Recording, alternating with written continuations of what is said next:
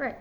Good. So, we are on Surah 100, like I was saying, milestone Surah reached, right? For people, especially who have been saying that I'm too dirty to one read the book and secondly to teach the book, or thirdly, for Islam to be within my fold or Islam to embrace me, right?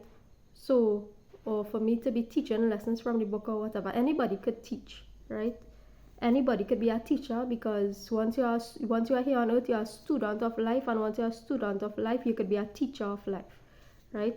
So, Surah al-Aadiyat, right?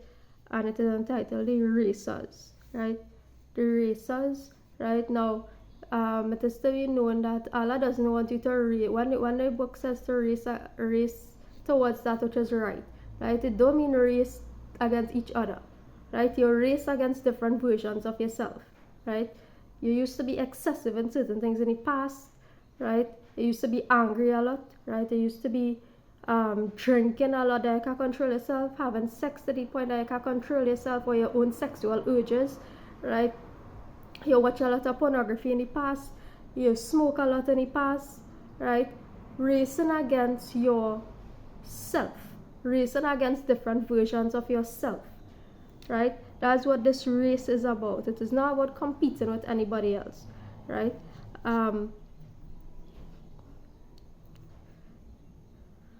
So by the racers panting and the producers of spark when striking and the chargers at dawn, stirring up thereby clouds of dust, right? Arriving thereby at the center collectively. So the book talks about reaching to a balance, right?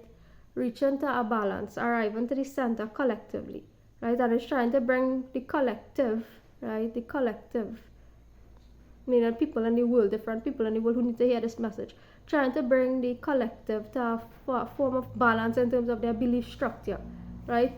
And part of doing this is what? Actually embracing Islam and embracing the philosophy of one God, right? Embracing Islam and the philosophy that there is one God, monotheism, right? And from that you would understand certain things, right? You would understand that different philosophies in terms of, hey, you accepting that somebody died for his sins and you're celebrating these things is actually is an inappropriate belief system, right? It's an inappropriate belief system. It's an unjust belief system, right? So when people, and this will be hard for people to accept, right? A, this person didn't die for my sins. This person died in the course of his own fight, right? The person died in the course of his own, in his choice to fight a particular fight at the time, right? And the person died in the course of the fight, in the course of Allah, in the course of striving, right? You make a choice, you deal with the consequences of your choice, right? I chose to come online here. I could choose to ZIP, right? I could choose to shut it, right? To hush. Like I could choose to hush, right? And nobody know I'm not on any public platform. But if it is I choose to come online and teach you, and by the end of the teaching I leave this world, right? There's a consequence of my choice to come here and teach this work, right? Is destiny, is a consequence to our choice, right? So the embracing of Islam is in essence taking accountability for your actions, right? Taking personal accountability for your actions, and that is what this day is special, because it is basically the arrival of Islam, meaning that, hey, we no longer subscribe to the belief system of somebody dying for my sins, right? Because it is a one inappropriate, unjust, and unfair belief structure, right? So arriving at the center collectively, right? So forcing people then to take accountability for the action. Now, I don't believe in forcing nobody to do anything, but the universe forces you and the creator forces you when that time is appropriate for you to understand certain lessons, right?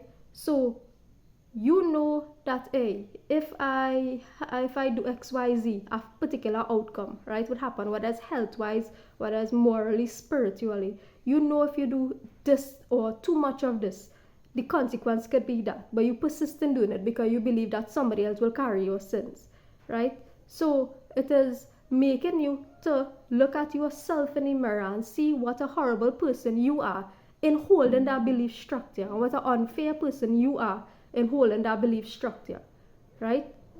So for X amount of years, somebody else, another teacher in the world, was probably carrying my sins while I was doing all the wrongs in the world, right? Somebody else, another person who was teaching, was probably carrying my sins, right? And then the universe, or the creator of the universe, forced me to say, hey, what you was doing for X amount of years was wrong, right? As time you take accountability for your sins, right? So that's what it is about, what is called the ripple effect of change, right? So for while I'm teaching here for this period of 3 years, I'm probably carrying the sins of somebody else. However, God is going to intervene into the life of somebody else and say, hey, this is not fair what's going on, right? This is not fair, right?